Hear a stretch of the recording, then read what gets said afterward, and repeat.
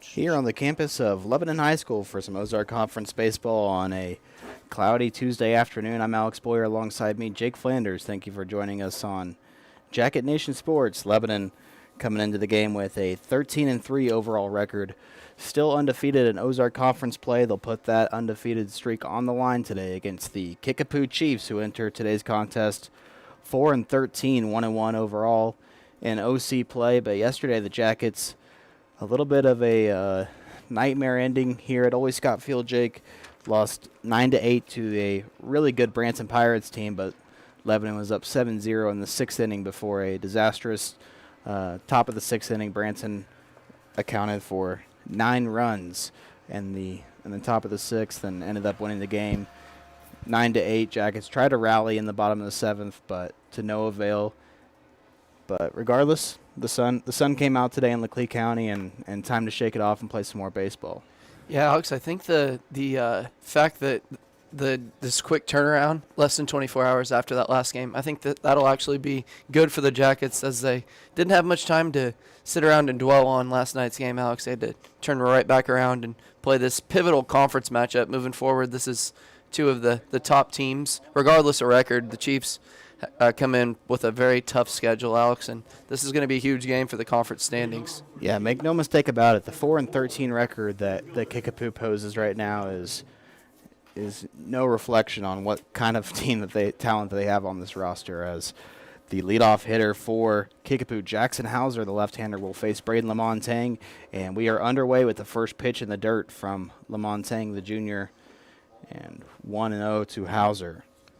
Yeah, Alex, Lamontang comes in with an unbelievable 1.54 ERA in 11 innings pitched, so he's been pretty good this year for the Jackets. Would have been pretty easy for head coach Alex Weatherman to turn to Lamontang yesterday when things were kind of getting dark there for the Jackets, but knew that he needed to save his lefty ace for a really talented Kickapoo team with, head coach Jason Hauser, one of the best coaches in Southwest Missouri. So it will be all hands on deck for the Jackets this afternoon with what they still have tomorrow at Busch Stadium, and then Friday they host Republic. So it will be a busy week for LHS. 2-1 the count to Hauser. Now it's another fastball off the outside part of the plate, 3-1. Alex, you like to see some strikes being thrown here. Alex, you don't want to get off with no outs, let the leadoff man on. Getting the first out is always huge in shutting down a team. And another one there just a little bit outside, and Jackson Hauser is on with a 5-pitch walk. That's going to dictate the outcome of today's game if LaMontagne can find the strike zone. Some good velocity and throws with a pretty awkward arm angle. Kind of confuses hitters, but if you can't find the strike zone, you're going to be in for a long afternoon. And hopefully you can roll one here as the second baseman for the Chiefs, Chase Hamey, rolls in on the right side. Yes, sir. Let's get that defense working here. No bunt there, Alex, as they're looking to coming off the walk, make LaMontagne throw strikes here. It'll be Cole Milliken guarding the third base line. Bronson Rhodes at first base. Chance Cromer, the junior, will play shortstop. Tony Myers at his usual second base position. Gavin Smith, an all-state football player, will do the catching tonight for LHS per usual. From left to right in the outfield, it'll be Cole Dusting. Griffin Jones will play center field with LaMontagne being on the mound, and Hoyt Honey will be the right fielder for Alex Weatherman's team. This is the first start of the year, I think, Alex, for Griffin out in center field.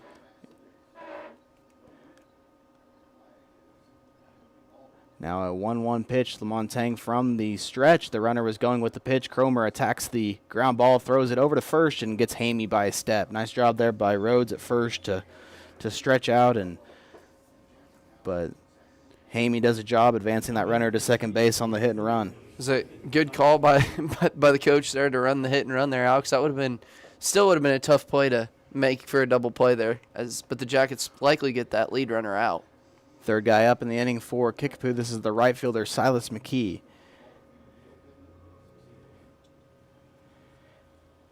And LaMontagne can calm down now after recording his first out of the game.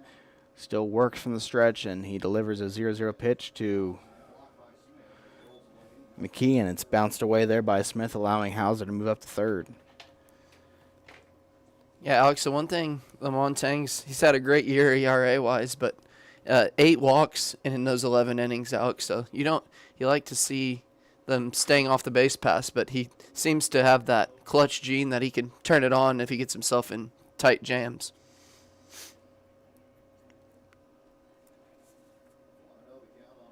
Here's the 1-0 pitch to McKee. It's a breaking ball in there. Called a strike by home plate umpire Cody Massey. Good pitch there by Braden here. At this point, you want to worry about getting that batter here, Alex, as the Jackets put up an impressive 10 runs a game scoring. So you want to limit the damage. Nice job there by McKee to do a job and allow Hauser to come home on the RBI on the 4-3 put out from Myers to Rhodes. But nonetheless, the Chiefs get on the board first. If you're Alex Weatherman, you got to be able to trust your offense to do what they've done all season long and produce runs. And nothing hurt there. 1-0 Kickapoo. As Connor Hutchins, the designated hitter, will face LaMontagne for the first time here at Ole Scott Field. First pitch swinging as he pops one up. Milliken drifts over into foul territory. He's under it and puts it away for out number 3. Kickapoo gets a run on no hits. They will move to the bottom of the first inning with a lead. Lebanon due up. Gavin Smith, Cole Milliken, and Chance Cromer. You're watching Jacket Nation Sports on YouTube.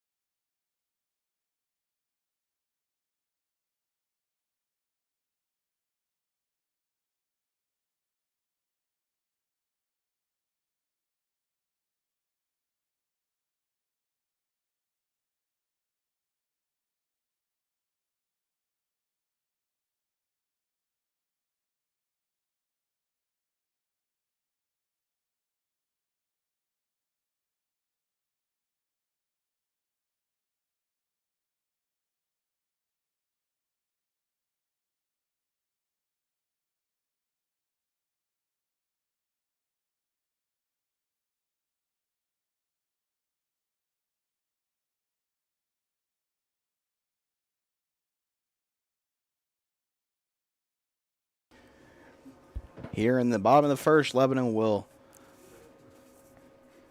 look to produce some offense here as Kickapoo did so in the top half of the first, getting a run on a fielder's choice 4-3 RBI there by Silas McKee, and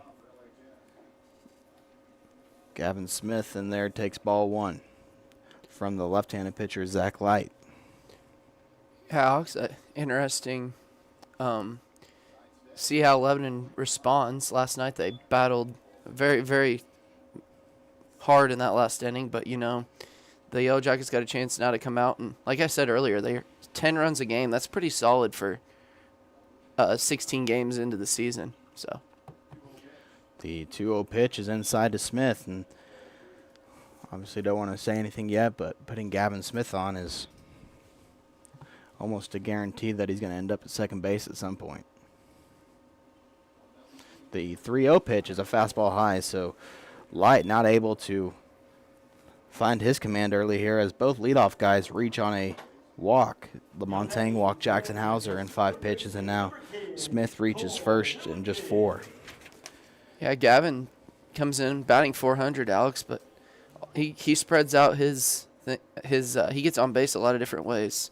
Walks, doubles, triples, but the stolen bases is a big thing for Gavin Smith. And Light tries to throw over to first and throws it away as Smith moves to second base and now will not stop and head to third base, and there without a throw as Smith is didn't even need to bring the stolen base statistics into it. Gavin Smith reaches on a error pickoff there by Kickapoo, their first error of the afternoon. Yeah, he advanced without a pitch coming to the plate, Alex. Great job there. And Cole Milliken, the standout sophomore batting .385, will try to find a way to get Smith home. His first pitch is fouled off the first baseline into the opposing team's bullpen. 13 RBIs for Milliken in 2024. 8 walks and just seven strikeouts for Cole Milliken. For a sophomore to be doing that at the varsity level and just his second season of high school ball is pretty impressive. Yeah, Alex, he's a tough guy to get out. He has a really good approach up at the plate. He hunts for the fastball and gets ahead of counts quite a bit too. Haven't even had a chance to talk about his glove either. He's just as good defensively as he is with the bat in his hands, and takes strike 2 there. So we'll choke up on the bat here and try to get Smith home from third. This level, Alex, you don't always see a guy a sophomore coming in, stepping in and playing a position like third base. A nasty-looking curveball there from Zach Light as that one broke late and kind of fooled Milliken, but able to spoil it off and see another pitch. Big for the Jackets, Alex. Yesterday did score those 8 runs, but left a bunch of guys out there on the base paths as well. And Milliken swings at a high fastball outside, and he's retired for out number 1. Now batting for Yellow Jackets, shortstop number 8, Chance Cromer. We talked about missed opportunities yesterday, Jake. Can't let this opportunity spoil here with Gavin Smith able to reach third and nobody out, and Chance Cromer will hit third for Lebanon here. Cromer made the last out yesterday on a really hard hit line drive to the left fielder, but the Branson left fielder able to make a good play on the ball and secure the final out. Branson made quite a few good defensive plays, Alex, just in that one inning alone. And that pitch in there for a strike by Light, 1-1 the count. Lefty versus lefty here as Cromer just 1 strikeout on the season, so he's shown that he's been able to put the ball in play and does so there as he lines one into the right center field gap, scoring Smith from third, and Cromer thinks about second base but turns back around as first base coach Logan Prock holds him up. But an RBI single for Chance Cromer ties the game at 1 apiece. Alex, a good piece of hitting there yesterday in that final inning. We saw Chance Cromer kind of hit it where the second baseman was playing, and then that time, Alex, he hit it where the second baseman plays a lot of the time. So good job there. I don't know if Shirley Glendale didn't get that quick of a scouting report and knows that he likes to go that 3-4 hole. But and Hoyt Honey first pitch swing and bloops one into right field, but that wind not playing to any sort of advantage today, and it's caught there by the right fielder McKee. Jackets pitcher number 28, You like to see Hoyt jump on that first pitch fastball. Doesn't know what other pitches he's going to get the rest of the at-bat, but attacking him early and nothing wrong there. Put the ball in play as the pitcher, Lamontagne, will step up to the plate here to face his counterpart, Zach Light. Important there, Alex. The Yellow Jackets strike back with a run there after giving one up. So at the very least, this inning will be tied at 1 after it. But we hope for more here. See if Lamontagne can help himself out. Inside fastball high for ball 1.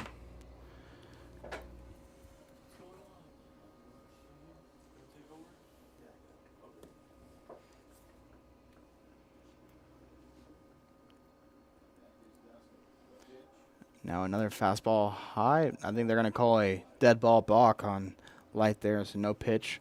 And Cromer moves down to second. Saw Chris Kilburn get called for a balk yesterday, so these high school umpires are on their P's and Q's with that. Now a base hit would score Cromer from second, surely. See if we can get something out there in the grass, and the Yellow Jackets the lead. The 1-1 from the stretch. Light throws Lamontagne and got him with an off-speed pitch. 1-2. Lamontagne kind of was fooled there, kind of loaded his stance a little too early and swung right through that changeup for strike 2. Let's see what Light does here, Alex, if he comes back to that breaking ball or if he expects him to be waiting for that one and comes with the fastball. Braden puts one in play. The first baseman there for Kickapoo as Carter Martin puts it out himself, but Lebanon scores a run on 1 hit, leaves a runner on second base. We'll move to the top of the second. Our score tied at 1 for Molly Scott.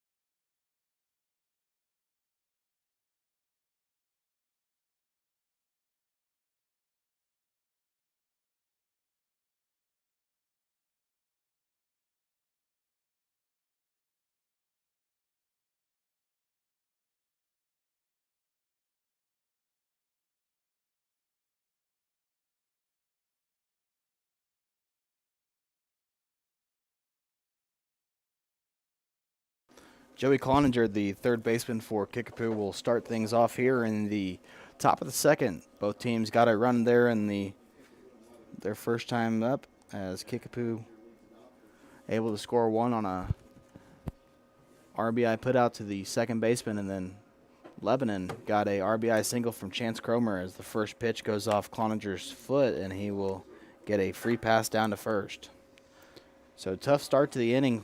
Both times for Braden Lamontagne will have to work from the stretch, 1 pitch into the inning. Yeah, tough break there from Lamontagne. It looked like the pitch didn't quite move as much as he expected there.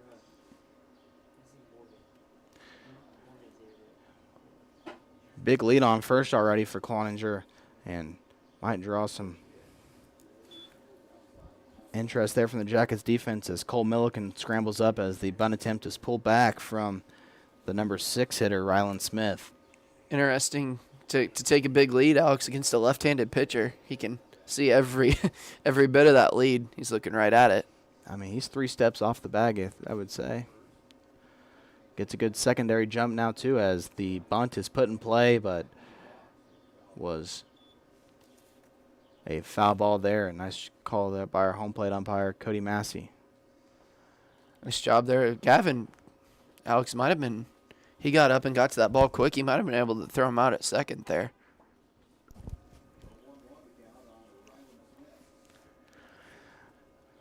Gavin made some athletic plays behind the plate yesterday, too.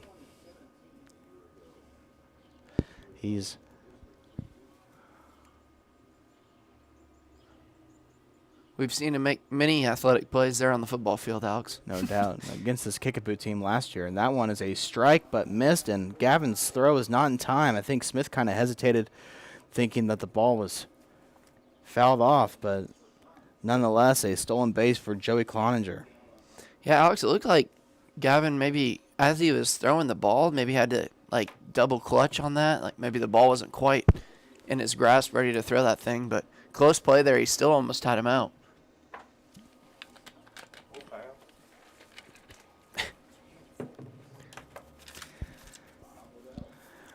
Here's the 1-2 pitch from Braden Lamontagne. It's a line drive hit to Myers. He plays it off a hop, throws it over to Rhodes, and retires Ryland Smith. But it does allow Cloninger to move over to third. So, yeah, risky play there, Alex. It looked like Tony potentially right off the bat, the runner took off right away. But looked like Tony, maybe the ball was hit a little harder than he expected. But Tony might have had a play on that ball out of the air to double him up.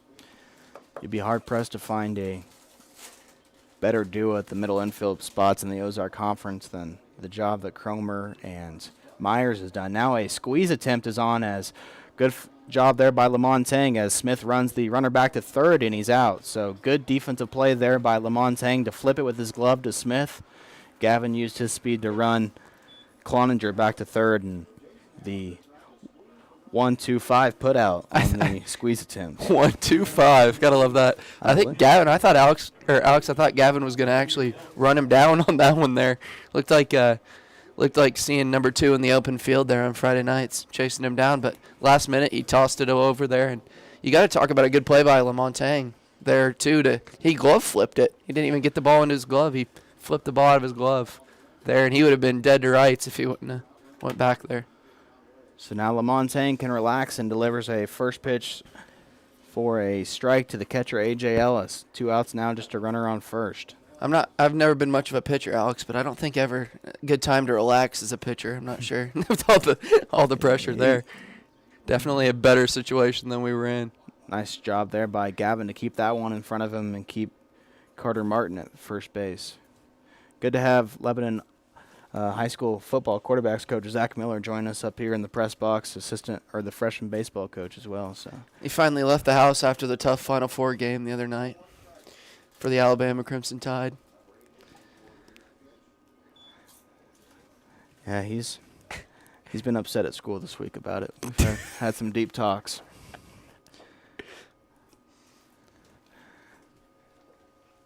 Nothing can get you in a better mood than some flaming hot Cheetos, though, Alex. Yeah, it looks like maybe a sponsorship opportunity for you.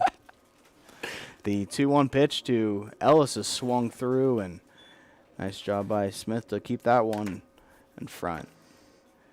Do the Lebanon football coaches get name, image, and likeness, Alex? Free bag of Cheetos? I don't believe that's going to be the case. Oh.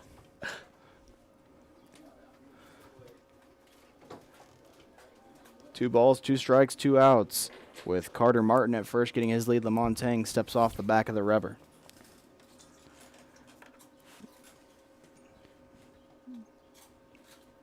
Now he dials in, gets his sign from Smith, and it's a ball hit to right field as Honey comes on. A little bit of a late jump there by Hoyt, but nonetheless makes it out for out number 3. Going to the bottom of the second, Lebanon 1, Kickapoo 1. We'll be back right after this on Jack and Nation Sports.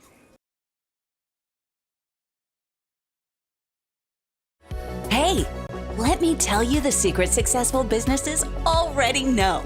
It's all about branding.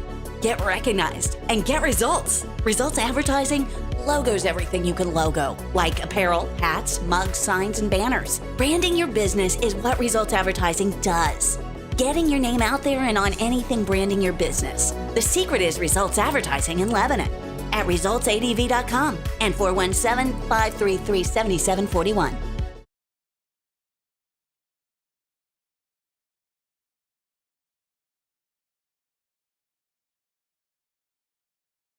Losing a loved one is painful, but at Shadle's Colonial Chapel, we make the hard times a little easier to bear. With affordable funeral and cremation services, we offer 2 spacious chapels, a full-service banquet area for families to gather, plus the latest technology for honoring your loved one. Our website has everything you need, from pre-arrangements to flowers, even a place to reminisce. Let us help you remember your loved one. Shadle's Colonial Funeral Chapel, the area's most often selected funeral service.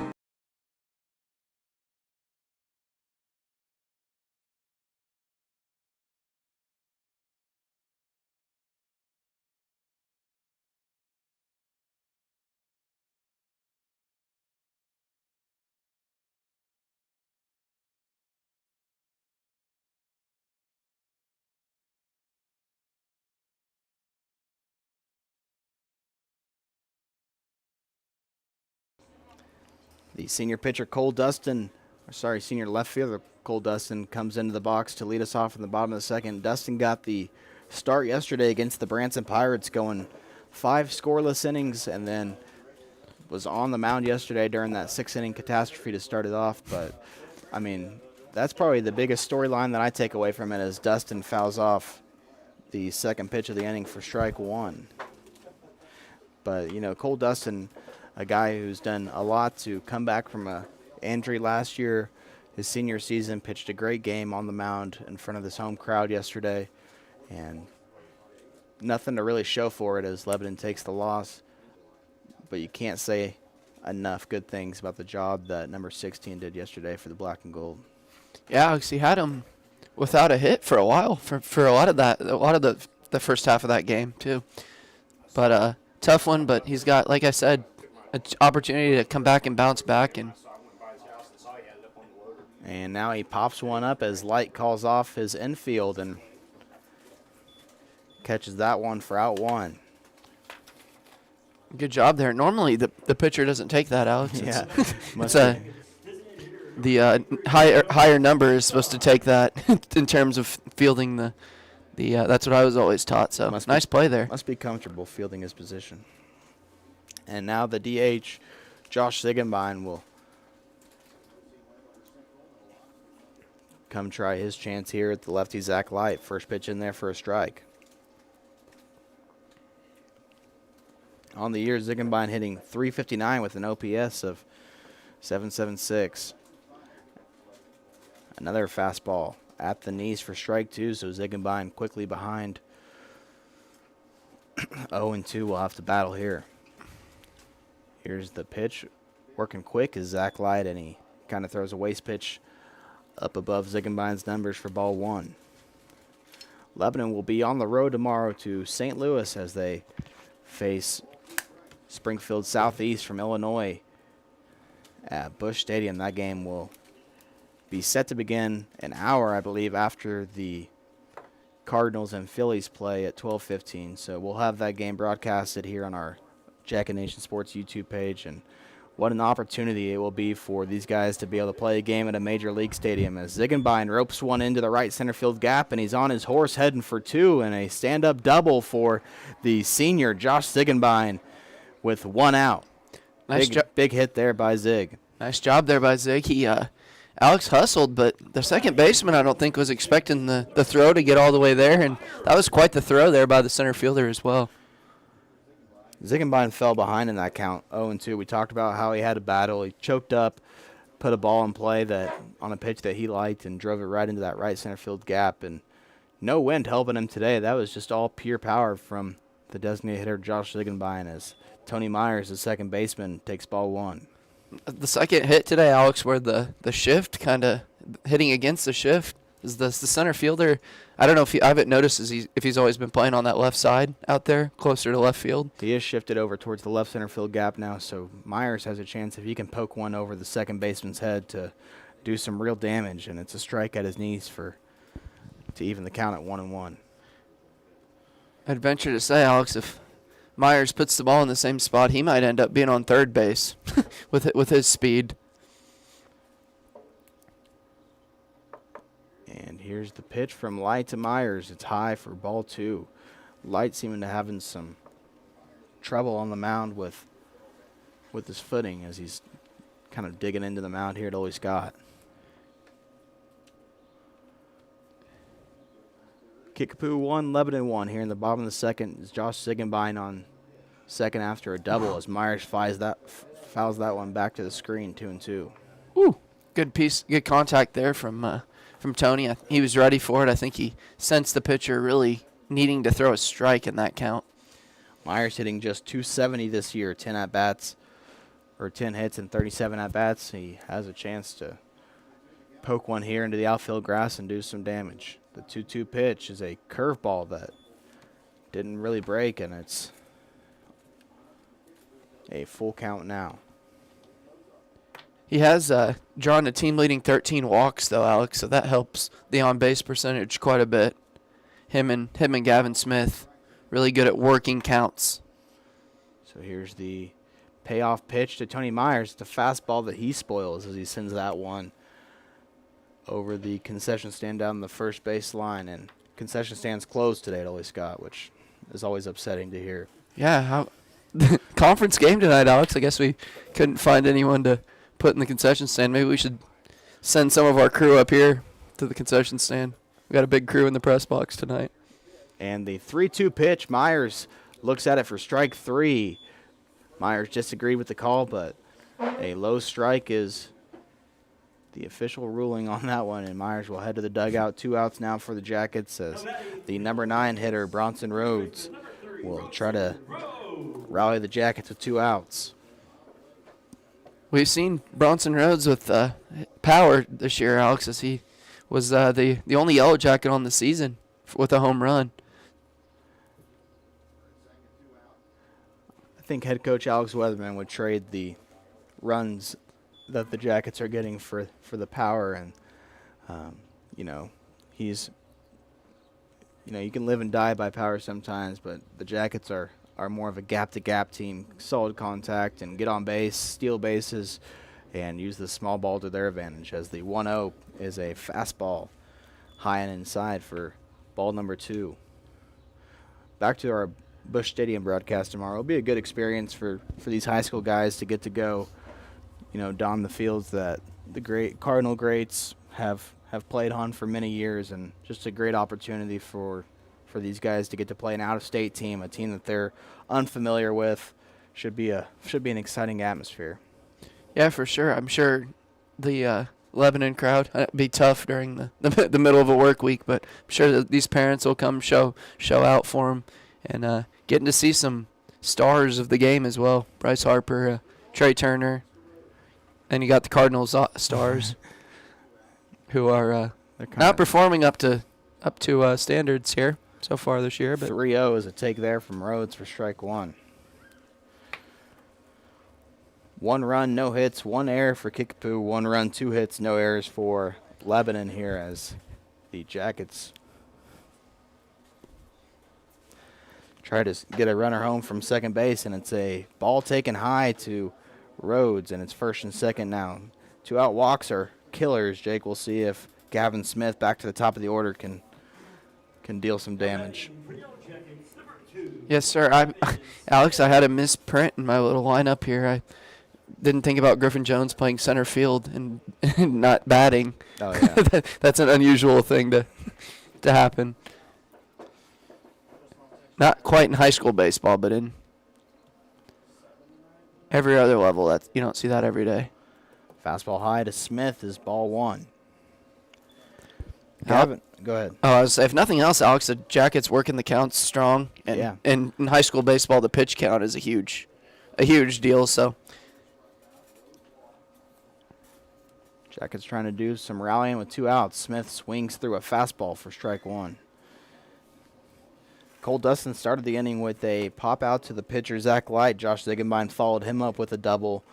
Tony Myers struck out on a full count pitch, followed by a full count walk to Bronson Rhodes. And that's the recap so far for the bottom of the second. Smith takes that one in the dirt. Great take. Alex, that looked like the same pitch that somebody got rung up on earlier. Very, very similar pitch there. Good take by Gavin. Hitters count here 2-1 as Gavin Smith, the senior catcher, looks on for a ball high. 3-1 here. Gavin's going to get a pitch that he likes and has a chance to drive it there. Center fielder playing into the left center field gap. Infield playing back a little bit. Here's the 3-1 from Light to Gavin Smith, and he pops it up towards the right side dugout, and it was still in play, but the first baseman there for Kickapoo, Carter Martin, kind of ran into his own coaching staff and unable to corral that one. So Smith, a chance to stay alive. Runners will be moving with the pitch. Alex, it looked like, I think that's Coach Hauser over there that didn't quite, I think he didn't know if it was good, didn't read the ball real well, thought it might get out of play, and that looked like a ball that definitely the first baseman was in position to make there. See if the Jackets can use this full count to their advantage now with Ziegenbein able to get a head start. Here's the payoff pitch to Smith. They're off with it, and Smith fouls it back. Going to get their steps in, Alex, if Gavin keeps fouling pitches off here. I thought Ziegenbein would get a head start, but he didn't move on that pitch, and Alex Weatherman kind of trying to get him back refocused into the game, telling him to be off here. Yeah, for sure there, but Big Josh didn't waste any steps there, so he'll be ready to go here. A fastball inside gets Smith looking in. Jackets leave 2 on base. We'll head to the top of the third, still 1-1 from Ole Scott when we return.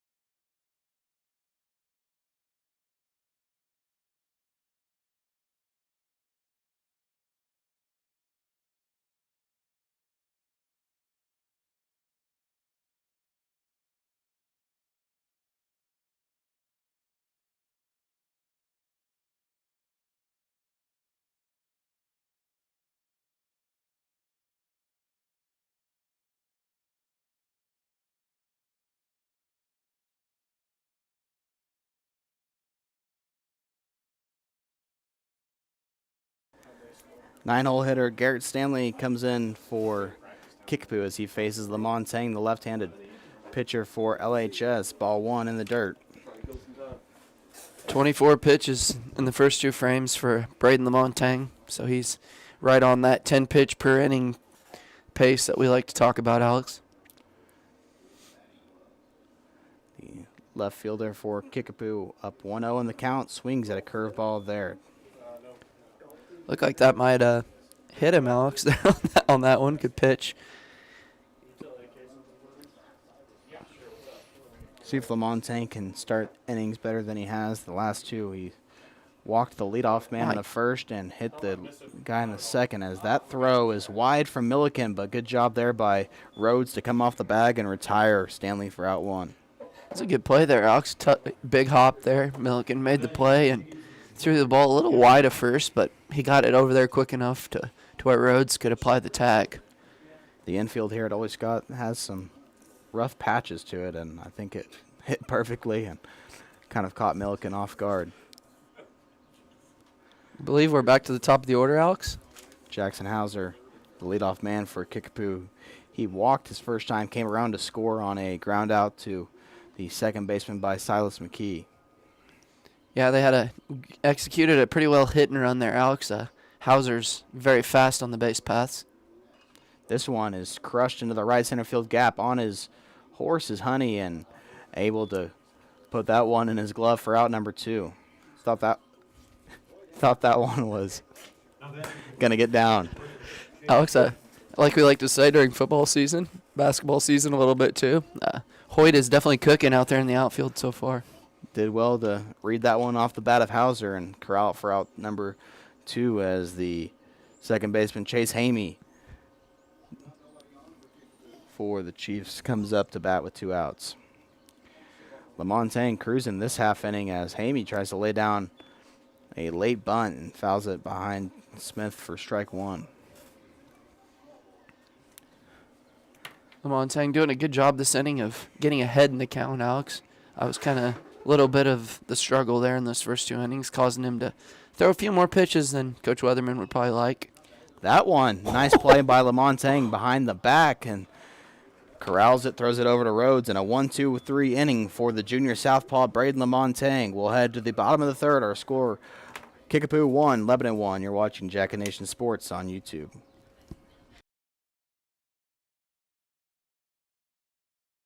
It's a beautiful morning, Scotty, and we have an early game today. That injured list, it's getting longer by the minute.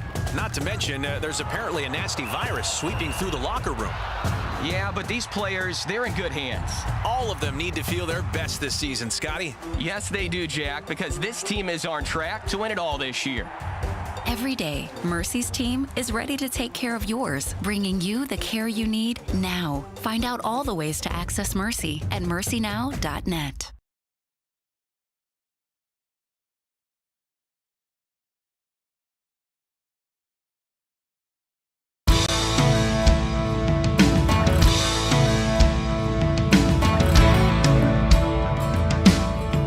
Success isn't owned, it's leased, and rent is due every day. The harder you work, the harder it is to lose. Success, nothing less. Win the day. Shine bright on senior. Bring the heat. Team is everything. Leave it all on the field. Let's roll. Missouri Cooperage proudly supports the Lebanon Yellow Jackets.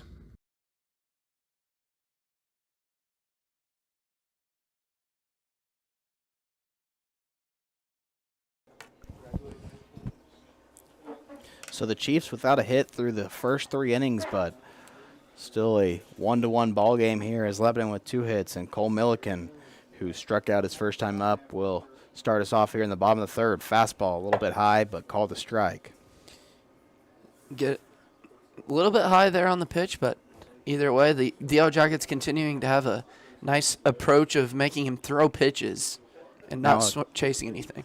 Curveball. I thought that one was in there for a strike, but Cody Massey calls it high.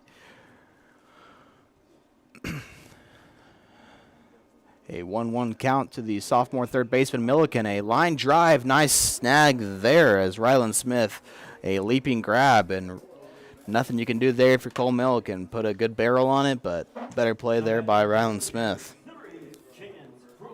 Nice play there by the shortstop.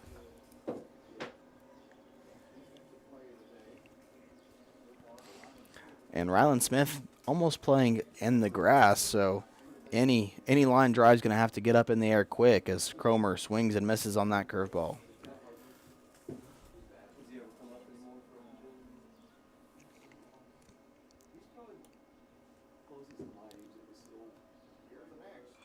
Cromer, a pop fly towards left field. Left fielder kind of all over the place there, but finally puts it in his glove for out number 2 in foul territory. Yeah, like Alex, not very windy day at Ole Scott Field. It doesn't happen very often where that American flag in center field is not moving at all. But ball's not gonna carry very well either. Had some rain in the forecast and some light rainfalls before the first pitch today, but it is starting to clear up now as the lights are on the campus of Lebanon High School, and Hoyt Honey comes in with a ball in the dirt. Crowd's kind of filled in a little bit better over here on the home side, Alex. Teams are starting to kind of get out of practices, and fans are starting to come in. Getting off work, coming straight over to the ballpark. Going to be disappointed to see there's not going to be any dinner options till both games are over with. Not sure we could comment on that enough. Some of us just want an Ole Scott cheeseburger. Oh man. Honey ahead in the count 2-1, and it's a fastball from the lefty light that he's lost control of, and a 3-1 count to Honey. Both pitchers got 2 outs rather quickly. Lamontagne able to finish his third batter quick, as Honey will draw a 5-pitch walk and head to first. Hopefully Jackets can make him pay. On the year, Honey with how many steals? Stolen bases, he has 8 stolen bases on the year. Looking on the wrong stat sheet, sorry. It's all good. My play-by-play announcer had me adequately statted, and I am looking in the wrong spot. So, L for me on that one. But we will respond.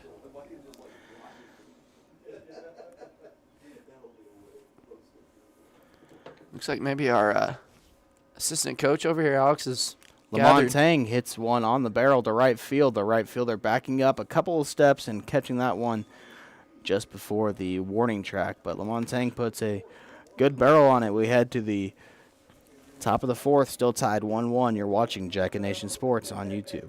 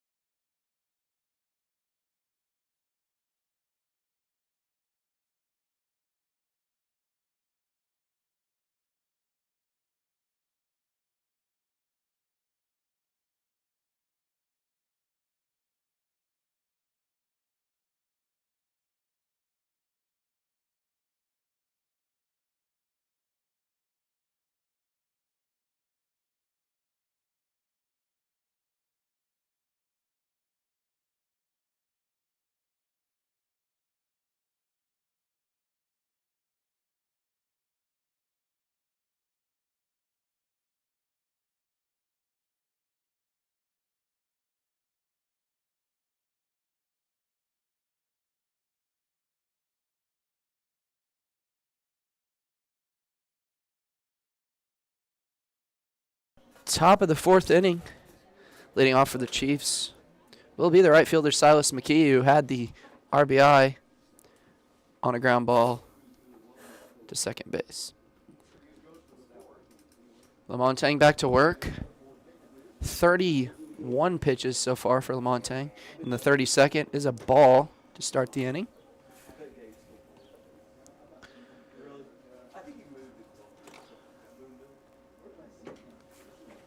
Jackets here locked up in a tough Ozark Conference battle.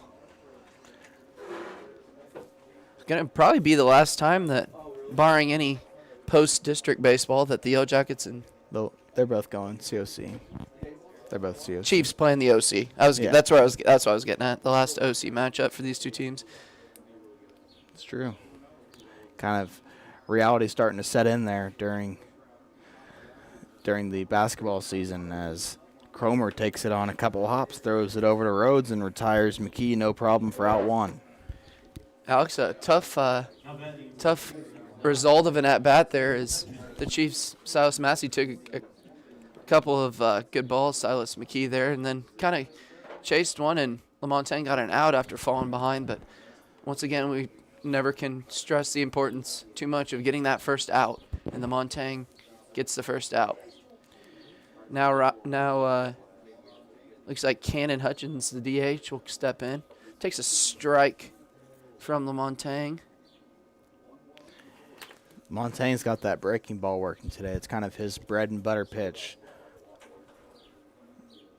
He'll use it early in counts, late in counts, and even when he falls behind in counts. So that's kind of his go-to pitch, is that awkward-looking slider and breaking ball.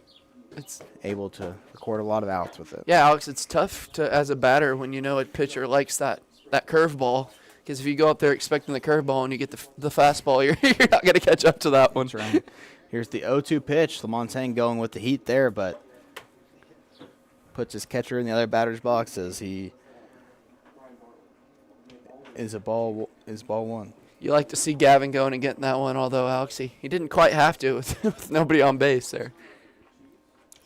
The 1-2 pitch is the breaking ball in the dirt. Nice stop there by Smith, but didn't matter anyways, as no swing by Cannon Hutchins, the DH, who popped out to Cole Milliken his first time up in foul territory.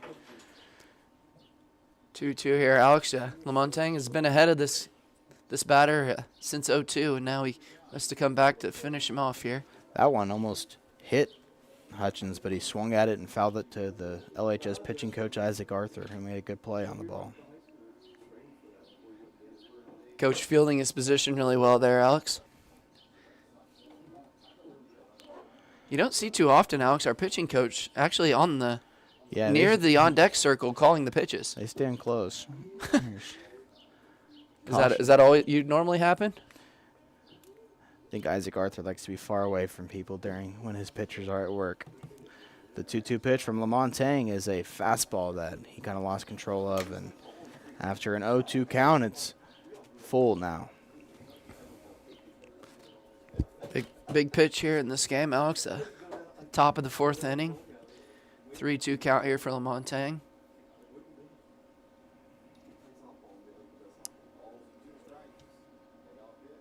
And it's a swing and a miss by Hutchins, and LaMontagne has his first strikeout of the afternoon. You like Alex, when pitchers just go to that bread and butter pitch on the 3-2 count, go to your best pitch that's been working for you the most, and so here you go, hit it. And he did not in that case. Joey Cloninger was hit by a pitch in the second inning, and he got all the way to third base, Jake, and he was a part of the 1-2-5 put out as the Chiefs tried a squeeze attempt with Carter Martin. And LaMontagne fielded his position well, flipped it to Smith. Smith ran Cloninger back to third and able to throw it to Milliken, who applied the tag. And now 2 breaking balls in a row from LaMontagne, and he's ahead 0-2. Good job there by LaMontagne. Let's see if we can conserve a couple pitches here and get this out on the third pitch, but he won't be giving him too much of a great pitch to hit here on 0-2. You like to put one maybe a little off the plate. See if you can get him to chase. Smith calling for it high, and it is a high fastball as LaMontagne struts off the mound. 2 strikeouts in the inning for the Jackets. We go to the bottom of the fourth. Lebanon looking to produce some more offense, tied 1-1 with Kickapoo here at Ole Scott Field. You're watching Jacket Nation Sports on YouTube.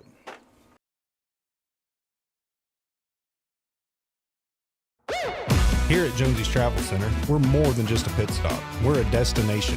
Fuel up your car and your appetite with our exclusive offers. Teachers and students, show your student or faculty ID and enjoy a 5-cent discount on gas every day. Hungry? Don't miss out on our mouth-watering daily specials at the restaurant. Need a space to meet? Our meeting room has got you covered. From fueling your car to fueling your day, Jonesy's Travel Center has it all. Come experience it for yourself. Hey, my name is Roger. I'm the middle school pastor over here at FBC Lebanon. Are you looking for an environment for your middle schooler or high schooler that is both engaging and fun? At Team FBC students, we offer an experience for 6th through 12th grade that is sure to be the highlight of their week. With 2 separate environments for both middle school and high school, students are able to receive a Jesus-centered message that is specifically catered to where they are at in life. So again, we are Team FBC. We're located at 311 North Madison in Lebanon. We're the church with the castle. Our services begin every single Wednesday at 6:30 p.m. and include music from our student-led band, fun games and activities, and a gospel message. We can't wait to see you this week at Wednesday night at Team FBC Students.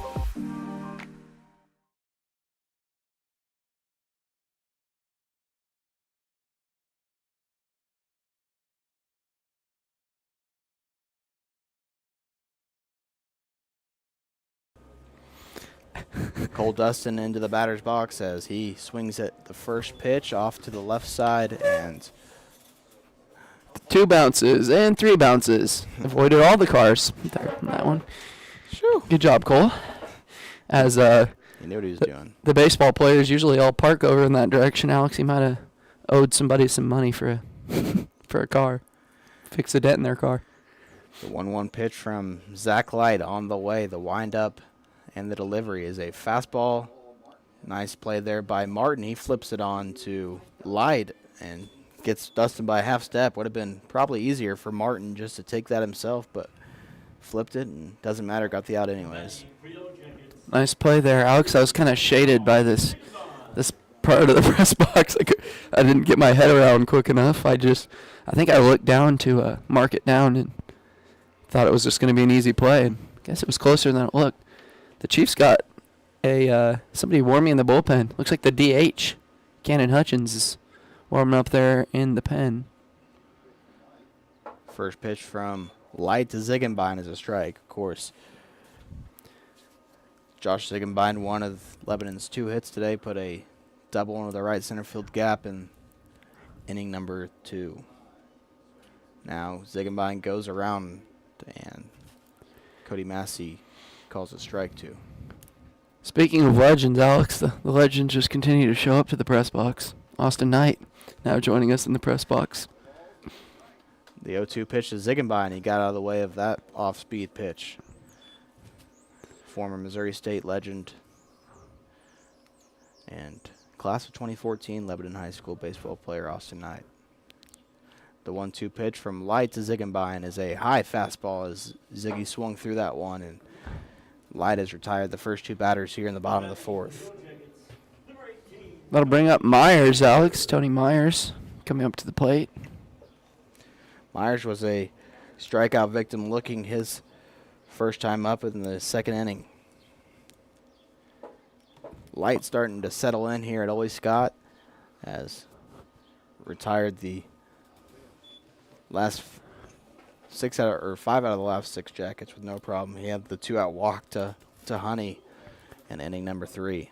Light is settling in, Alex, and the light from the sky is also settling in after. It was a bit of a cloudy night. There you go. Good transition.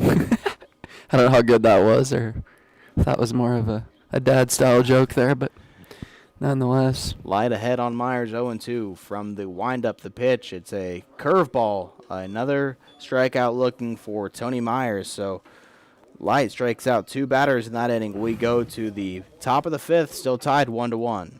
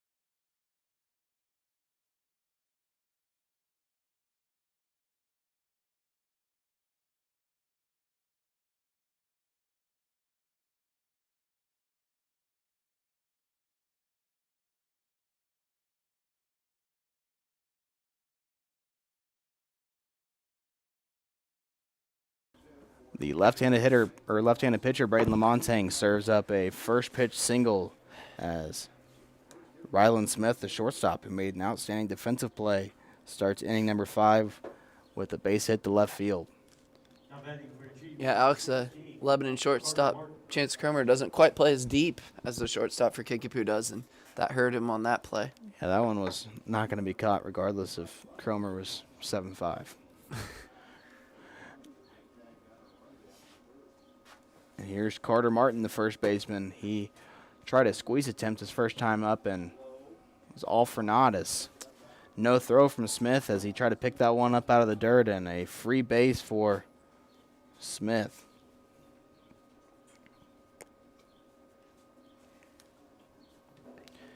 Jackets will need to get out of this jam in a hurry as see if head coach Jason Hauser has any tricks up his sleeve here with a runner on second, nobody out.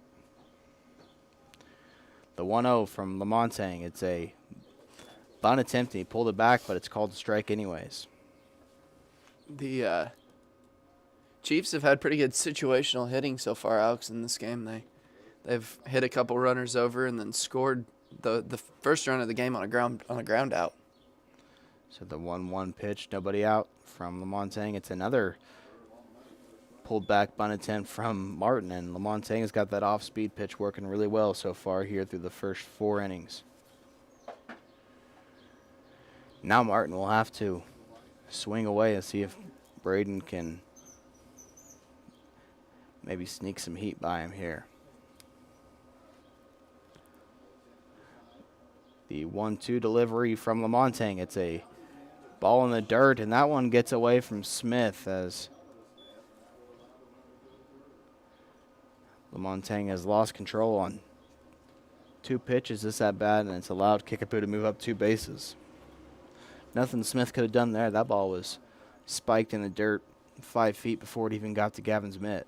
That was the wild pitch versus the pass ball there, Alex. Even impressive by Smith to even keep that one remotely close as the Jackets draw the infield in here. The 2-2 delivery, and it's another slider from Lamontagne that Gavin has to get out of his stance for.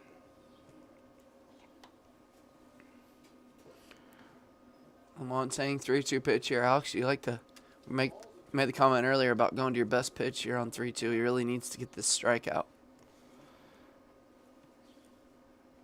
More so just try to keep that runner from scoring from third as time is called here as Martin steps out of the box, and the biggest pitch of the afternoon upcoming to Carter Martin, the first baseman from Kickapoo. It's a fastball swung on and missed on the outside part of the plate, and good job there by Braden to battle there and work his way for second strikeout of the inning. Now A.J. Ellis will come on to hit for the Chiefs, and he was a fly out to Hoyt Honey his first time up as the Jackets still keep that defense in. Nothing pitch, and that one looked like it was right on the inside corner, but it's called for ball 1. Alex, important here with the 8 and 9 hole batters coming up here in these next 2 batters to throw strikes here, and you don't want to see it getting back to the top of the order.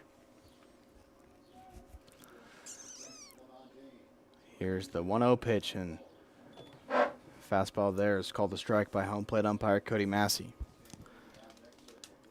Massey's done a good job behind the plate so far. A 1-1 game, 1 ball, 1 strike, 1 out, a runner on third for Jason Hauser's Chiefs.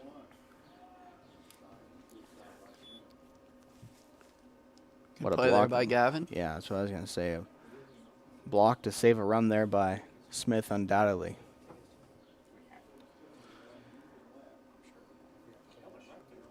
From left to right in the outfield, you got Cole Dustin playing relatively deep, Griffin Jones playing straight away, and Hoyt Honey playing straight away. The 2-1 pitch, it's another fastball there on the outside. Lamontagne locating his fastball well, and it's kind of the off-speed stuff that's been spiked in the dirt this inning. Big pitch upcoming, 2-2. A.J. Ellis fouls that one off the screen down the first base line.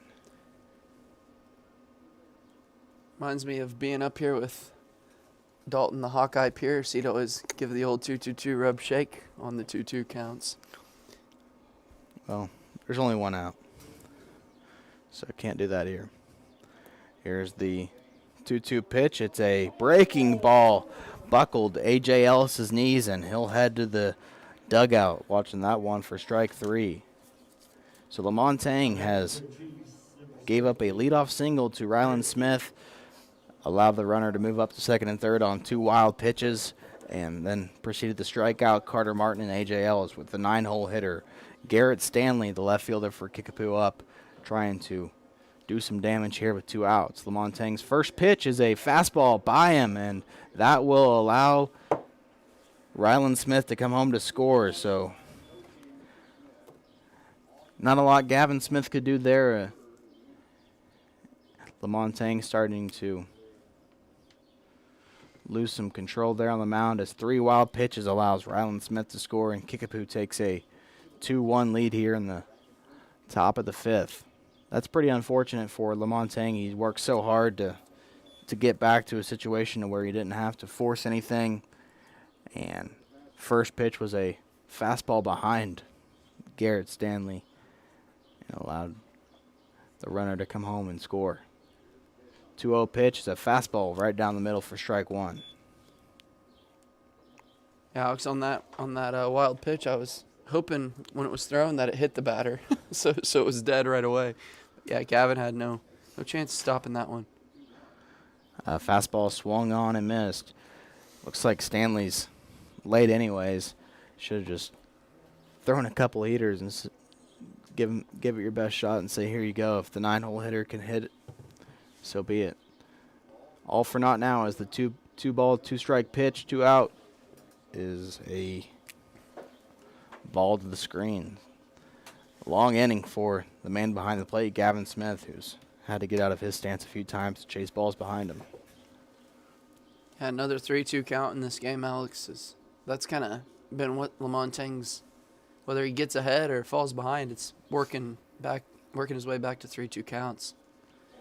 Now the full count delivery to Stanley. It's a breaking ball on the outside corner, so hate to do this, but Lamontang strikes out the side, gives up 1. Kickapoo takes the lead back. We go to the bottom of the 5th inning from Ole Scott Field.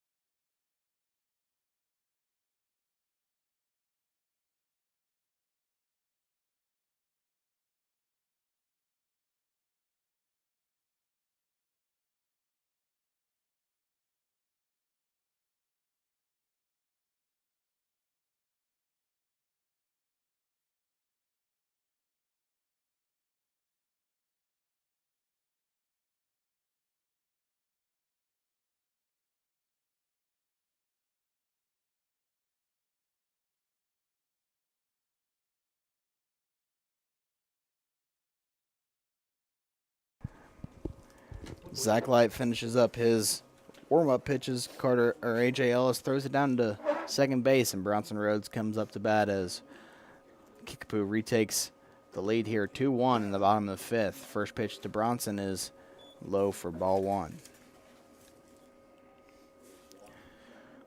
Rhodes walked in the second, stranded on base as Gavin Smith struck out looking to end the inning, as now Rhodes delivers one to center field on the horse is Hauser, and he back to the warning track to corral for out 1.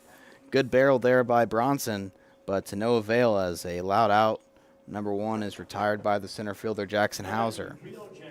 The 70th pitch there from Light, Alex, was that fly ball from off the bat of Rhodes. Kickapoo still with action in their bullpen as Cannon Hutchins, the junior right-handed reliever, still throwing some warm-up pitches down the first baseline. First pitch to Gavin is a fastball that touches the inside corner for strike 1. Gavin backed out of the way, but a strike called there by the home plate umpire. And now a curveball, almost the same exact spot, that misses for ball 1.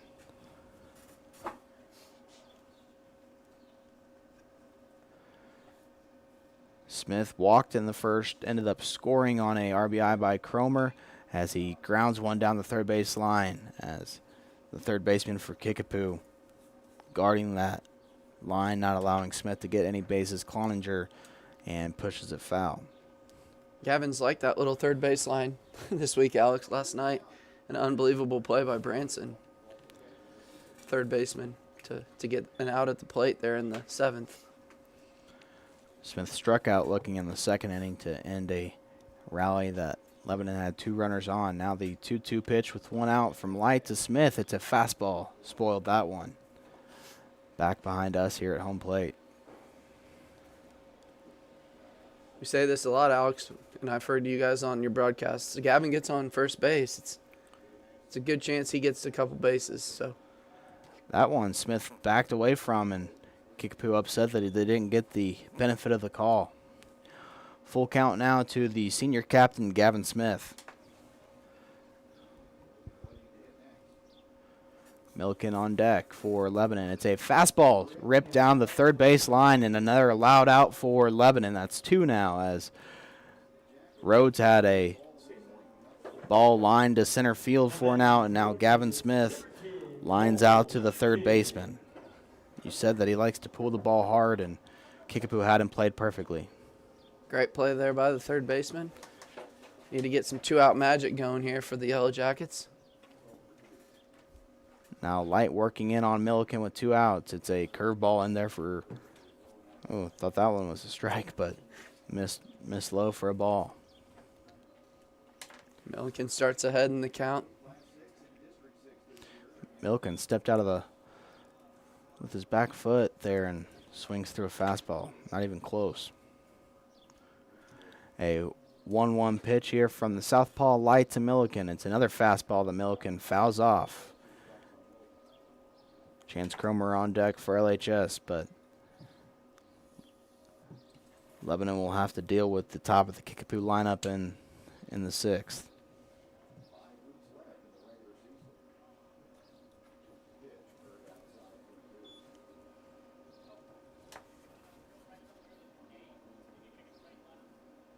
Job here by Milliken. Let's see if he can win this battle.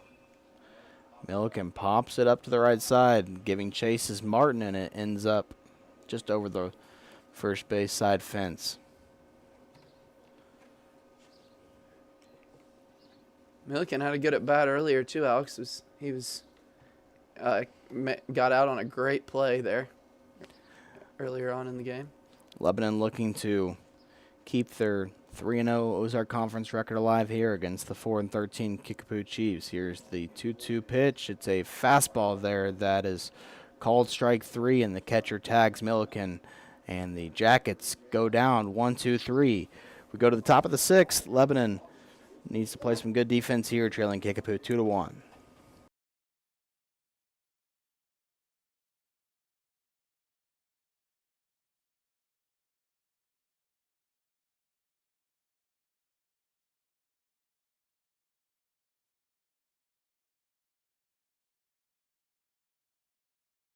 Led by licensed family nurse practitioner Jaysha Connor, Ginger Wellness offers a comprehensive range of services to support your health goals. Here at Ginger Wellness, you can experience personalized medical weight loss programs, receive expert health coaching, invigorating vitamin infusions, rejuvenating Botox treatments, or even enjoy a relaxing massage. Call 417-322-6460. To embark on your path to well-being, or visit us at our new location at 1229 Deidre Drive for transformative and holistic approach to health at Ginger Wellness today. Ginger Wellness is a proud sponsor of Jacket Nation Sports and Lebanon High School Athletics.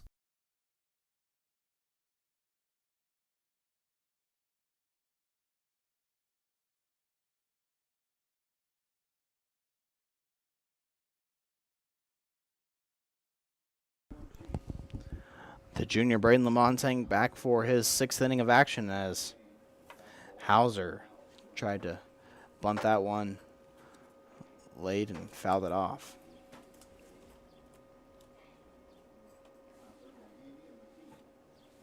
That's the 65th pitch, Alex, so far for Lamontagne. He's doing a pretty good job of keeping the pitch count fairly low. Thinks Alex Weatherman will use Braden Lamontagne as long as he has to in this game as Josh Sigenbein, the senior right-hander who pitched yesterday, starts to get loose in the Jackets bullpen. Ahead 0-2 in the count on the leadoff man, Jackson Hauser.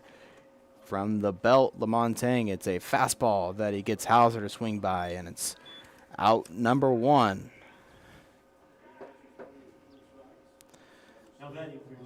Three pitches, 3 strikes as Lamontagne retires Hauser, no problem. And the second baseman and the Kickapoo Chiefs starting quarterback for last year's football team, Chase Hamey, comes in.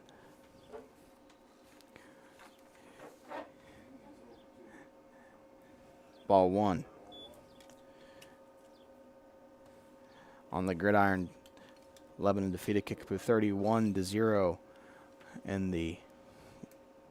in week 2 of the high school football season. Hamey threw a pick 6 on Kickapoo's first pass of the game, and now he grounds one to Milliken, and he throws it over to Bronson for out number 2.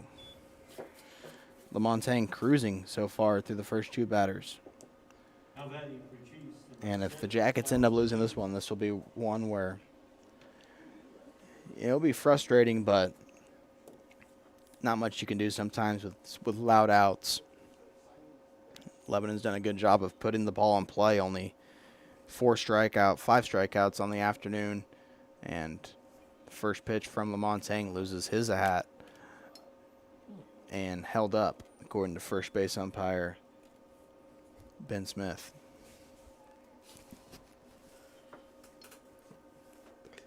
Yeah, I'm not sure Ben actually saw that pitch, Alex, but either way.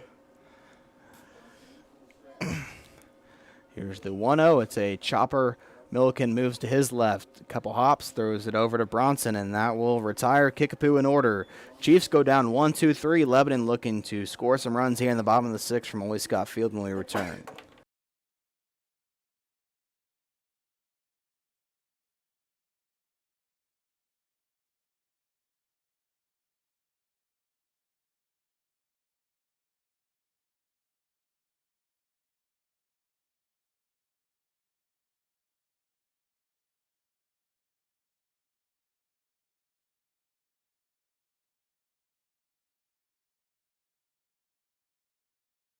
Here at Crow Paint and Glass, we have had hometown values and service since 1946. For the highest quality paint, custom framing, glass and screen replacement, wallpaper, and more, come visit us at 390 West Elm Street in Lebanon or give us a call at 417-532-3551.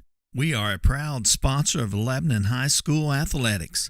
Go Jackets!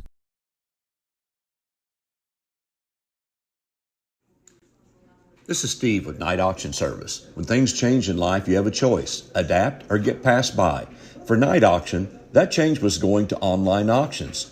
Bid from the convenience of your chair. Marketing is no longer to a couple of counties. It's now nationwide. Crowds are up threefold, equaling better results. Whether buying or selling, check out nightauctionservice.com.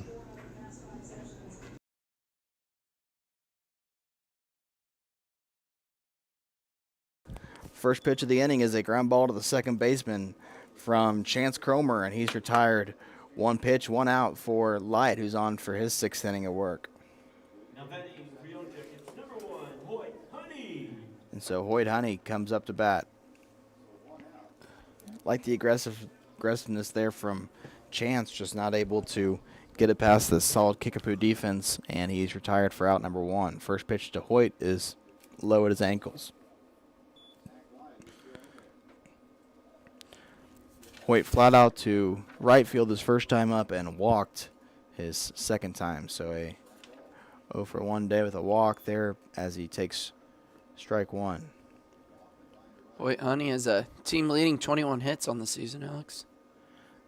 Be nice to make it number 22 here if he can get a hold of something from Zach Light, who's pitched a phenomenal game. And eventually we're going to see Cannon Hutchins come in as he continues to throw. Probably the second inning he's thrown. Now a blooper into right field from Honey is down for a hit. He rounds first and is heading for 2. The throw from the right fielder is not in time as Honey, his head first slide, gets him to second base with a double. What a throw there, Alex, by the outfielder there. I wasn't expecting it to be as close as it was. Honey's a quick on the base pass as well. Good job there by McKee, who fielded off about 2 or 3 hops and turned around and fired it right into second, but to no avail as Honey has his first hit of the afternoon, and Lebanon a runner in scoring position with 1 out as Braden LaMontagne has a chance to help himself out on the mound. We could use a couple of those wild pitches, Alex, that we gifted the Chiefs with there in the 5th. No doubt about that, as Light now works from the stretch. First time in a while he's had to do so. LaMontagne chops one down the third baseline foul. Good barehanded play there by Smith. And the error there on Coach Weatherman, though, Alex. He didn't watch it off the bat very well there. He went for it, but Gavin had his back there.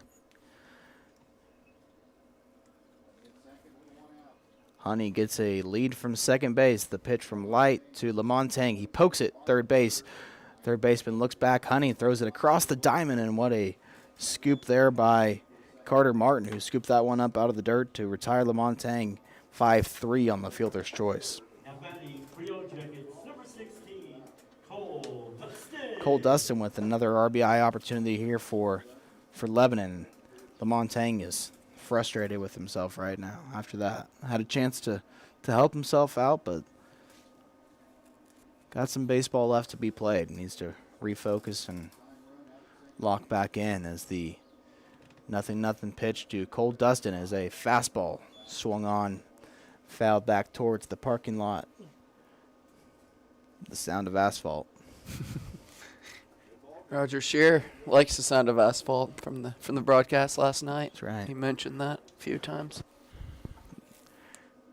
Looking to score Hoyt Honey from second base is Cole Dustin. Nice breaking ball there from Light. So it'll take a battle here from Dustin. Dustin just 2 strikeouts on the year, 10 walks. So does a good job of protecting the plate, but will have to do a job here against Light, and Dustin survives that pitch as he just got a piece of it. Good hustle there by Zig to go get the ball and retrieve it for the umpire.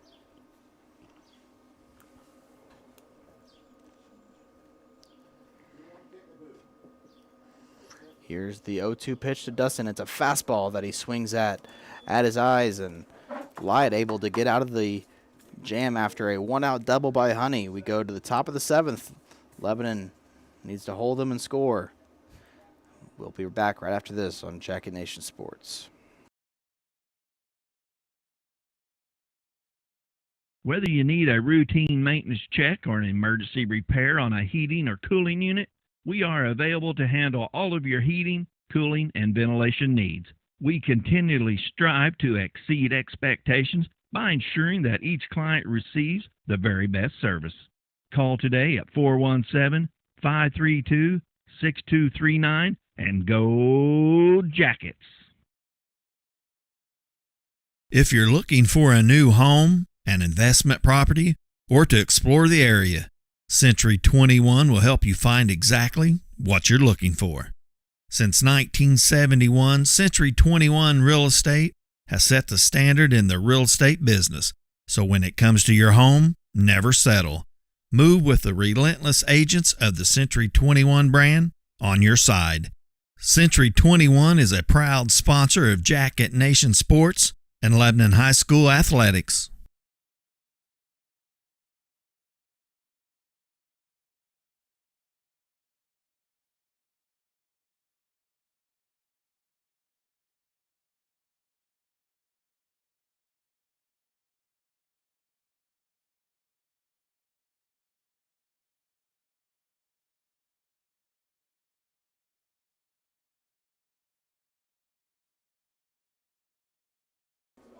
Back here at Ole Scott is the first pitch to the backstop from Braden Lamontang for ball one. He'll face the 4, 5, and 6 hitters for Kickapoo as Cannon Hutchins, who has done some warming up in the Kickapoo bullpen, comes in looking to get on base here after a flyout and a strikeout so far to his name this afternoon. Ball 2 spiked in the ground.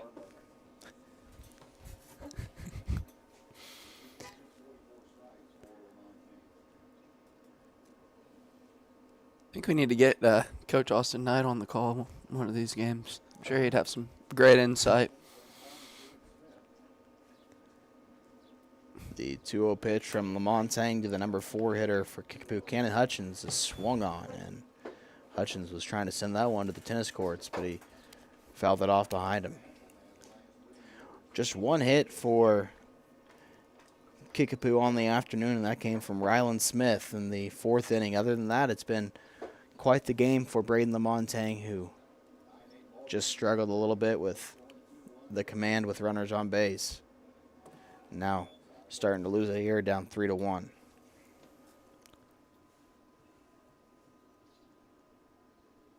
I don't know if Coach Weatherman was signaling that this was going to be the last batter. He keeps going out there to Coach Hauser, and maybe Coach Weatherman would like to maybe utilize Lamontang on Friday, maybe, Alex? I don't think he'll be able to throw Friday. Yeah, 3 days rest. It'd only be 2. You'd need 3, right? I believe. Not sure how it works. You'd have to ask Austin Knight. Rule changes every year, so the it's not 3-2 pitch is a breaking ball in the outside corner. Nice battle there by Braden to come back and get Hutchins for his second strikeout of the day.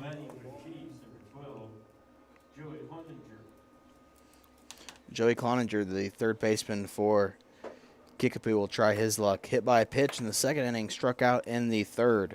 Lebanon will have 7, 8, 9 due up, and I believe that's the exact part of the order they had due up in the bottom of the 7th yesterday. That one is an excuse me swing there from Cloninger. It's fouled off to the right side. Ziegenbein continuing to throw in the Lebanon bullpen if needed.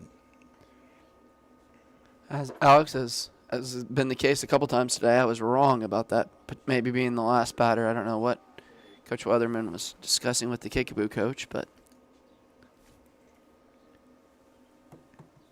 Lamontang continues to deal here. What a pitcher's duel it's been between Braden Lamontang and Zach Light, two southpaws who have pitched really well. Curveball, fouled back, and out of play for strike 2.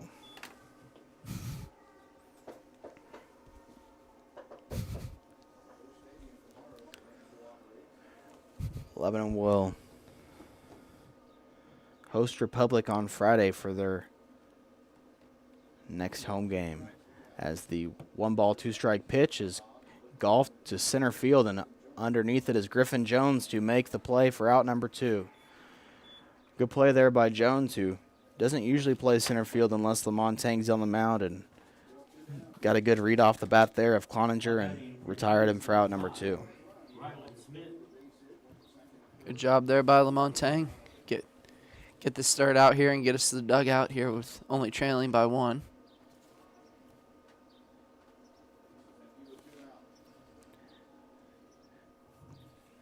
First pitch is swung on to Myers. He plays it off 2 hops, and he bobbles it. And an error on Tony Myers will extend the inning as kind of caught a bad hop. And Lamontagne will have to work from the stretch now to Carter Martin. Not every day, probably 95 out of 100 times you see Tony Myers field that ball cleanly. Unfortunate there for Lebanon as Kickapoo has a chance to rally with 2 outs. The first error on Lebanon of the afternoon as that one is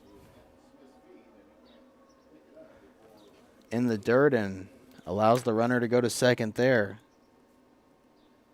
Had a tough time getting to that ball as Carter Martin kind of just stood his ground in his box. I'll say that. I'll go out on a limb and say he was blocked from getting the ball there by the on-deck batter, but nothing you can call in that situation. He's allowed to stand there in the batter's box. And now another wild pitch to the screen allows Rylan Smith to move to third, so the wheels starting to fall off for Lamontagne again. Clearly enjoys pitching from the windup much better than from the stretch. Needs to just focus on Carter Martin here and get out of this jam. Cannot allow that runner to score from third. Here's the 1-1 pitch from Braden Lamontagne to Carter Martin. It's a breaking ball, and Smith having to do everything in his power to block that one. Just been an absolute grinder for Gavin Smith behind the plate.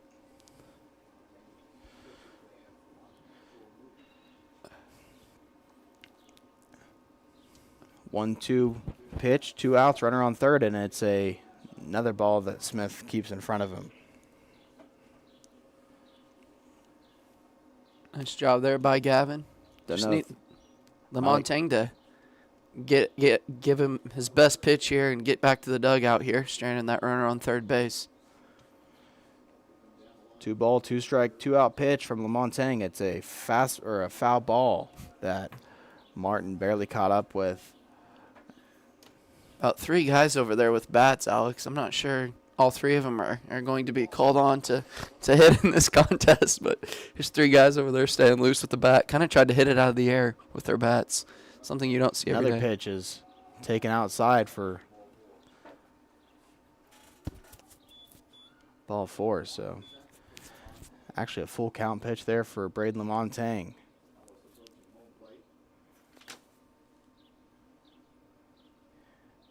Might see a pitching change here as Alex Weatherman comes from the dugout to talk to his starting pitcher.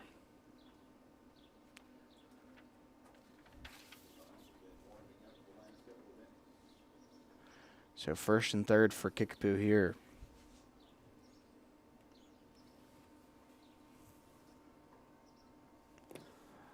While they get this situated, want to take time to thank our primary sponsors of the stream, Heritage Bank of the Ozarks, Results Advertising, Shadle's Colonial Chapel, Mercy Hospital Lebanon, Missouri Cooperage of Lebanon, and Jonesy's Travel Center.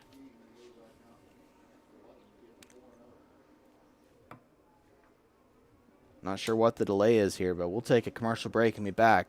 Kickapoo threatening to score again with first and third and 2 outs. Do you like comic books, toys, video games, and collectibles? Massey's Comics has what you need. The locally owned comic shop has a wide variety of new and vintage collectibles, with new books coming out every Wednesday. Massey's Comics is located at 727 South Jefferson Avenue in the King Cash Savers Shopping Center. For more information, check them out on Facebook and Instagram at Massey's Comics.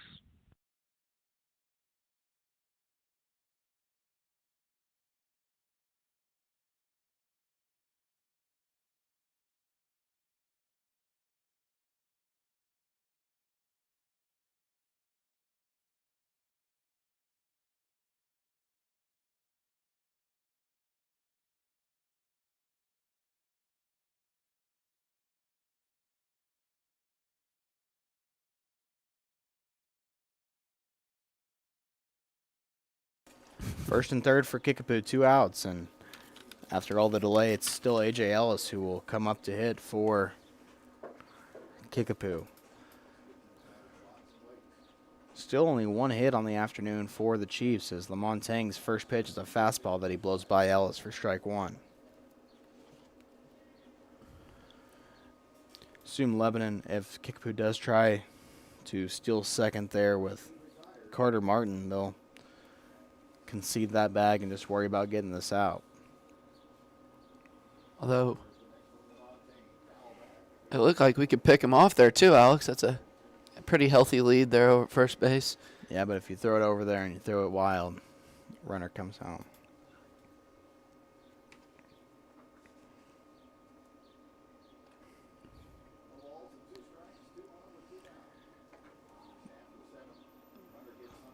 And Kickapoo tried to get Lamontang to balk there.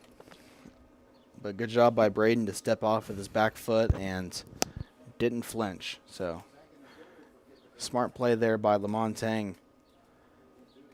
I believe that's a Scott McGee special. The 0-2 pitch to Martin, or Ellis rather, is spoiled.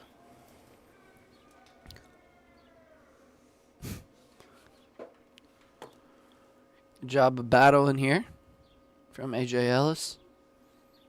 It's been a fun Ozark Conference baseball game. A quick one at that, as we just passed 6 o'clock.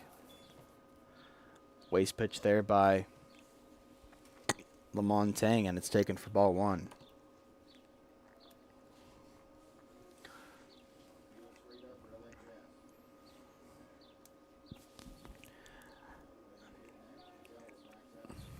See what pitch he goes with here, Alex. He's been freezing him with that curveball quite a few times with 2 strikes. Here's the 1-2. It's hit to right field, and that one will get foul. Into the bullpen as that runner at third try to jump off the bag a little bit and is trying to get Lamontang nervous.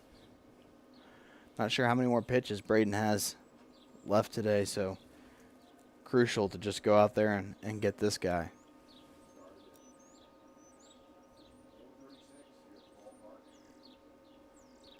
Now Lamontang from the belt. Here's the pitch. It's a curveball line towards the third base dugout. Everybody able to get out of the way of that one. Looked like he was aiming for our pitching coach there, Alex, on that one.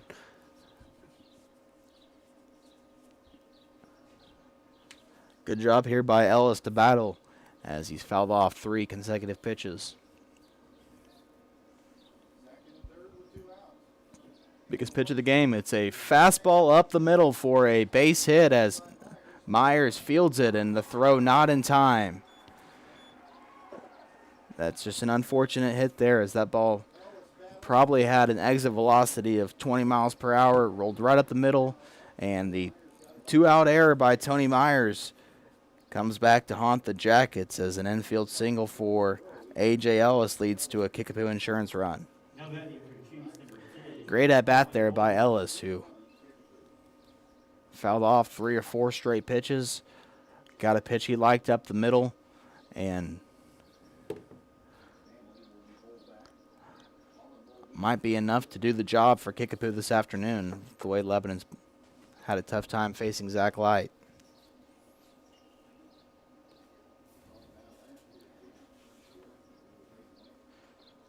Looks like Colin Muldoon will be the batter, Alex, a lefty pinch hitter off the bench here. An odd substitution to make. Lefty versus lefty. The junior Muldoon will step into the plate. He replaces Garrett Stanley, the senior, and he fouls the first pitch back to the screen for strike 1.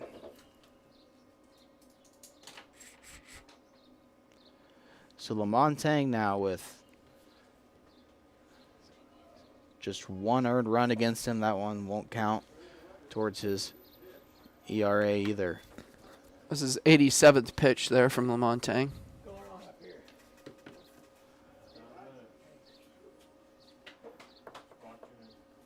First and third, Kickapoo up 3-1.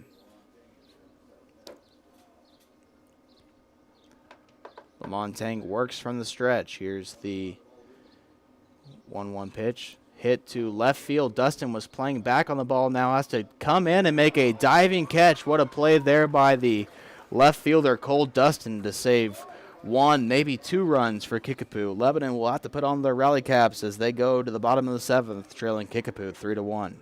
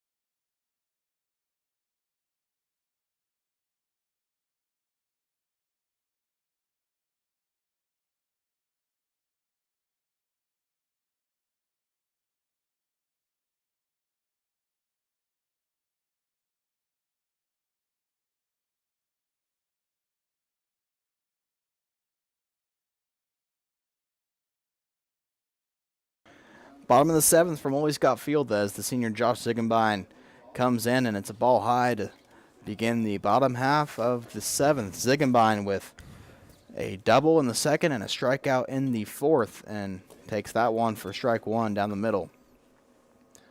Josh Light on for his 7th inning of work, has pitched a spectacular game for Jason Hauser's Chiefs. Here's the next pitch, ball high. Hauser wasting no time in the Kickapoo bullpen as Cannon Hutchins begins to throw for the 3rd straight inning for Kickapoo. This one is a base hit in between 3rd and short, and Josh Ziegenbein has a 2-hit afternoon here at Ole Scott. Nice piece of hitting there by Josh. Got the count in his favor. Good at bat. Took it right between that 5-6 hole for the base hit to get the Yellow Jackets going. And Lebanon will call on to Isaac Hillhouse for a pinch hit situation here. Hillhouse on the season, just 5 at-bats, 1 hit, hitting 200. No extra base hits, but a guy who will go up there and make some contact. Will be interesting to see. And there's the pinch runner substitution that I was waiting for as the senior Javen Wells, or the junior Javen Wells rather, comes on to run for Ziegenbein. Good job there by Josh Ziegenbein. Ziegenbein waited for that fastball to come back from Light, and sure enough, put it right where he needed to in between the 5 and 6 hole that he's talked about. Hillhouse watches strike 1 on the outside corner. I wouldn't expect to see the Jackets get too aggressive here on the base paths. Don't want to run into any unnecessary outs. From this stretch, here's Light to Hillhouse, swing and a miss. Sometimes it can be tough to call on pinch hitters to come in here having no experience against the pitcher, and a big moment like this and expect him to make contact. But here's the 0-2 pitch. Hillhouse goes down on 3 pitches and swings at a ball high. Here comes Bronson Rhodes, and just like yesterday, the Jackets get a runner on in a much-needed rally situation, but can they do what they failed to do 24 hours ago? Rhodes with a nice hit in his last at bat, Alex, that actually got caught. He got a good piece of contact, one of those loud outs we've talked about. See if he can maybe find some grass in the gap here for a double. Got to give a lot of kudos to the Kickapoo catcher, A.J. Ellis, has had a phenomenal game behind the dish and making sure that Lebanon hasn't gotten any extra free bases. The 1-0 pitch, strike down the middle to Bronson.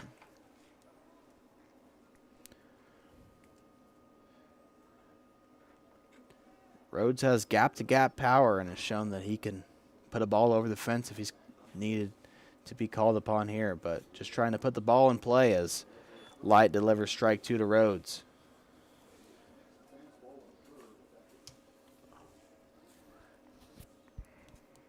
Light had his 8th strikeout in that last at bat, Alex, so he's been filling the zone with strikes pretty well in this game. Here's the 1-2 pitch. The first baseman, Bronson Rhodes, swung on, hit to the left center field gap. On the move is the Kickapoo left fielder, and he makes the catch. And what a play! And he's going to be able to double up Wells, as Rhodes thought the ball was in the. I'm confused here. Bronson thought the ball was dropped, but Javen Wells was trying to slide back into first and might have just had base runner interference.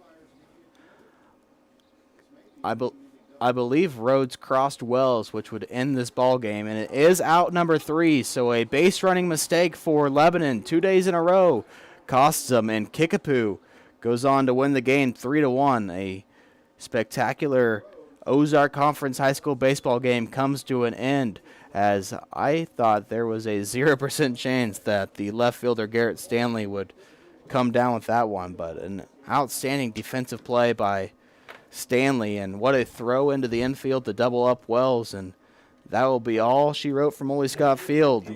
Lebanon drops their second straight game in 24 hours. They'll be on the road to Busch Stadium tomorrow afternoon and try to get back on the winning track. We'll talk with Lebanon High School baseball coach Alex Weatherman on the Jack and Nation Sports postgame show in just a few minutes.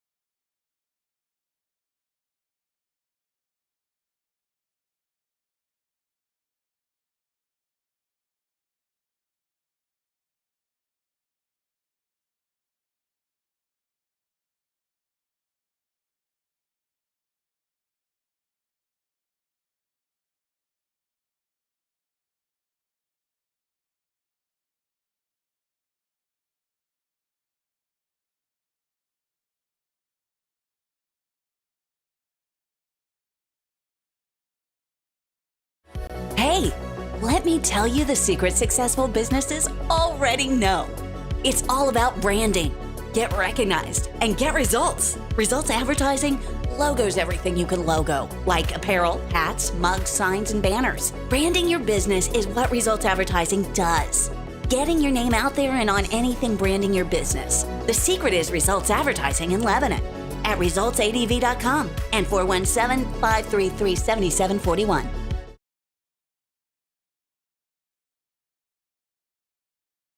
Losing a loved one is painful, but at Shadle's Colonial Chapel, we make the hard times a little easier to bear.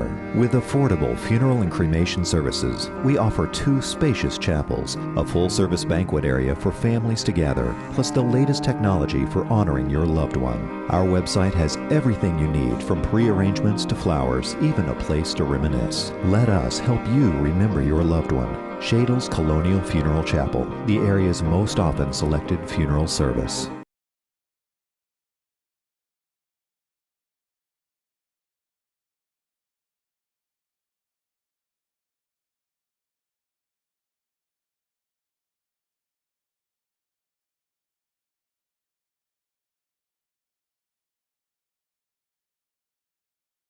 It's a beautiful morning, Scotty, and we have an early game today. That injured list, it's getting longer by the minute.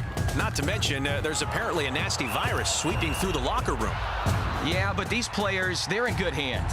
All of them need to feel their best this season, Scotty. Yes, they do, Jack, because this team is on track to win it all this year. Every day, Mercy's team is ready to take care of yours, bringing you the care you need now. Find out all the ways to access Mercy at mercynow.net.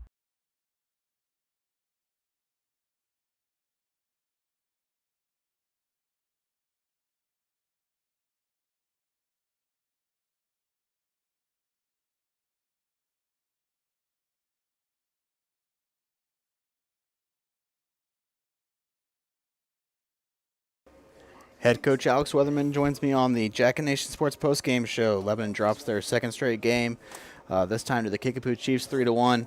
Coach, what a performance from your junior southpaw Braden Lamontang today. Yeah, Braden did a great job pounding the zone, being competitive out there. Anytime you can limit Kickapoo to just 3 runs, you've done a good job on the mound. So we're pleased with him moving forward. Today just stinks a little bit. Yeah, no doubt. What was the message to your team today after a couple of tough losses like that, back-to-back nights? Yeah, first off, we're going to have to learn how to do so. We have a lot of kids on our team. We're going to have to play a 36-game schedule. It's always going to be busy, and we're going to have to learn how to properly take care of our bodies, and that's still always just an adjustment period. We're going to have to be honest on if we're tired or not that day, and kids have done a good job with that so far. It's learning that this is a grind. Baseball is tough, especially in the short window that we have. I thought you guys had a decent approach at the plate today, but you got to give a lot of credit to Zach Light. What a game by him. 2 guys going complete games for both of your squads. Yeah, I thought Zach did a great job on the mound, keeping us off balance. I would have liked to have seen our 2-strike approach be a little bit better today. But overall, we hit several balls extremely hard today that just ended up finding the glove of the other team, and that's just baseball sometimes. If that last ball, that last inning gets down for Bronson, we're going to score a couple runs, I think, and make this a really fun ball game. And they just played phenomenal on the field today. Going to that play with Bronson Rhodes, did they call base runner interference? Was that the call that you got? Yes. So on the way back to the bag, Bronson was continuing to run the bases, so they called a base runner interference. A dead player in the situation was obstructing the play, therefore interference. So. It stinks. We didn't really get a good call in the field on what was going on. I went down there and tried to argue that, and unfortunately just nothing went our way there. And then there was a little bit of a delay in action. What was the talk there between you and the umpires whenever the whole fiasco was going on in the bottom of or top of the 6th, rather, I believe, or top of the 7th? Yeah, we just had a scorebook issue on what the count was. We walked a kid that I didn't think that we probably walked, and I was just checking to make sure that they were keeping their balls and strikes, good, and they claim they were, so there's not a whole lot of argument from me there. It just stinks. I just getting some scorebook clarification. Sure. Well, Coach, a once-in-a-lifetime opportunity for your guys tomorrow traveling to St. Louis. It will be a fun trip. I know kind of the weather's iffy right now, but what an opportunity you have for your guys tomorrow. Yeah, we're looking forward to it. We're looking forward to our kids getting to spend a little bit of quality time with each other and hopefully get a game in and hopefully be able to bounce back, get back in that win column. So tomorrow should be a lot of fun, should be a really good day for our program. And you still have tickets available for fans, right? Yes, sir. I've got tickets up here at Ole Scott Field. I'll be selling them out of the press box tonight. They're $25 each, and they cover both the St. Louis Cardinals game and our game immediately afterwards. Coach, we'll see you tomorrow on Bush, man. Awesome. Thanks, sir. That was head coach Alex Weatherman joining us on the Jack and Nation Sports postgame show. Lebanon drops another tough one, but we'll be back in action tomorrow at Busch Stadium. We'll have the broadcast live on our Jack and Nation Sports YouTube page, so be on the lookout. Kickapoo 3, Lebanon 1 from Ole Scott. Good night from Jack and Nation Sports.